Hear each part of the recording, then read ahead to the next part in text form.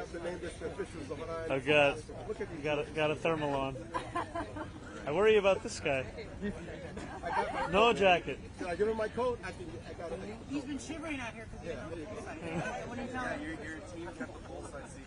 Everybody knows where I live. Here you go, man. Stay warm, fuck. Courtesy of Zohran, the next man New York, and make sure you guys give him good press. Our time is here. Brand is Talia. Talia? All right, are we ready, everyone? Let's go. Oh, sorry, we're gonna bring that down. All right. We're doing a final. This is your final opportunity before we begin. Good morning, everyone. Good morning. Today is Election Day. It is a day that we have been dreaming of for more than a year. And as much as things have changed over the course of this campaign, in many ways it is the same campaign we launched on October 23rd. A campaign that looks to transform the most expensive city in the United States of America into one that's affordable for each and every person that calls it home.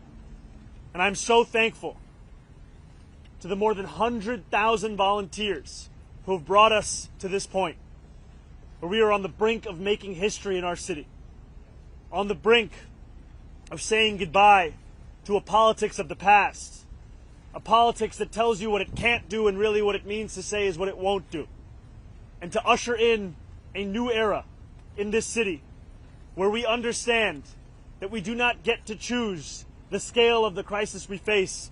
We simply get to choose the manner in which we respond. And it is time to finally respond with the urgency that New Yorkers deserve. An urgency that reckons with these same New Yorkers having had to face rent hike after rent hike, year after year. These same New Yorkers having to wait for buses that never come. These same New Yorkers that have to move out of this city when they want to raise a family. And these same New Yorkers who have grown tired of going on Street Easy to find apartments in Jersey City because that's the only place they could consider affording. It is time now for a new day in our politics. And it is an honor and a privilege to be a part of a movement that has fought every single day to bring that day forward. And today, we have until 9 p.m. to say that our time has come. Thank you very much. How important, All right, we'll take some questions. How important is margin of victory tonight in terms of what you would say is your mandate to get these affordable housing, free buses, and all the other initiatives? I believe that victory is a mandate in and of itself. All right, yeah, go ahead, Zach.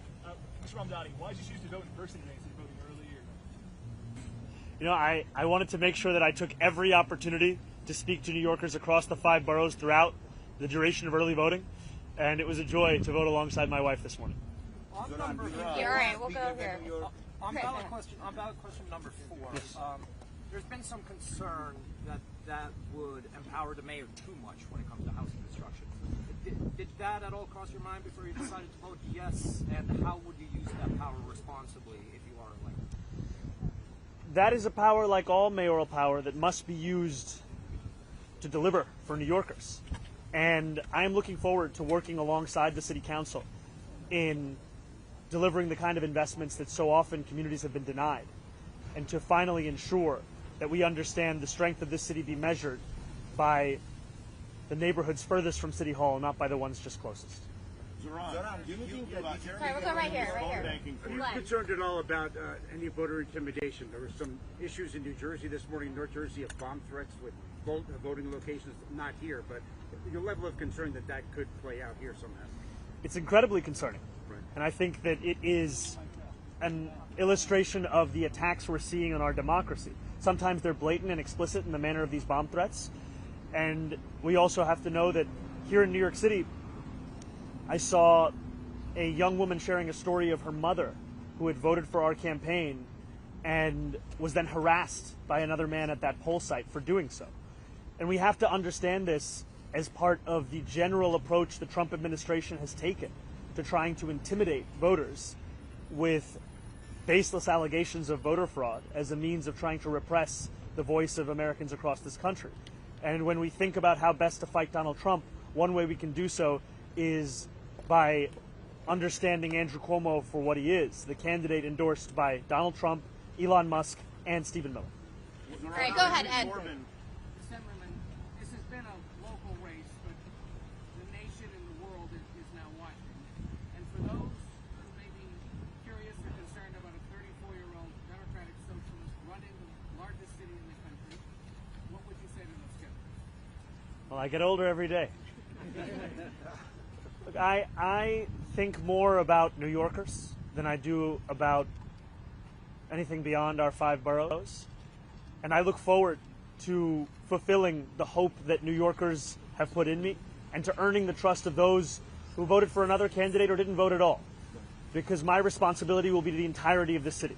And it will be to deliver on the agenda that we have spoken of for more than a year, an agenda which will finally bring working class New Yorkers to the heart of our politics, a place that they have not had for quite some time. Yeah, Michael, go ahead. I want to ask you about the housing questions.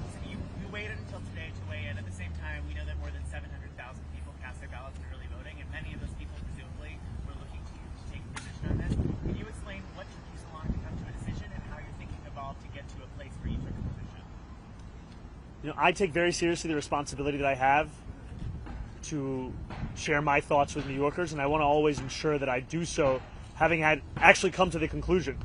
And I took the time to have conversations with stakeholders, policy experts, and wanted to make sure that I was deliberate in the decision that I made, and that's where I've landed. All right, we're going to go right here.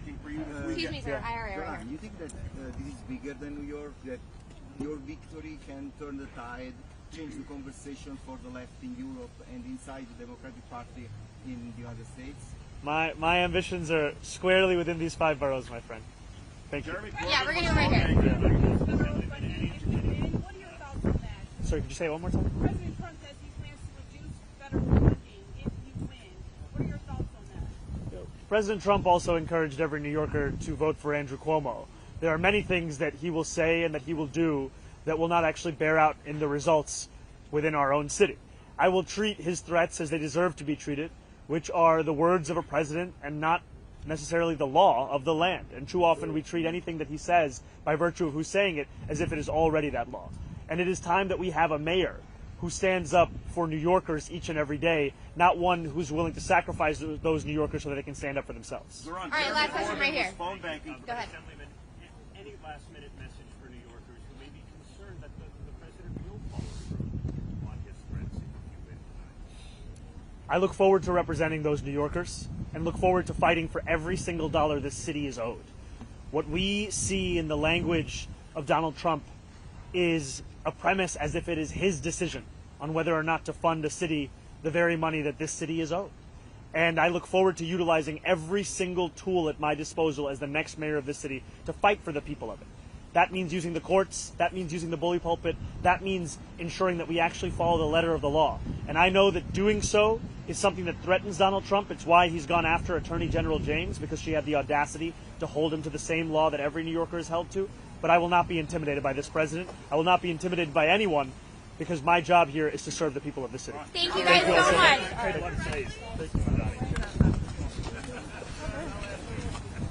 All right.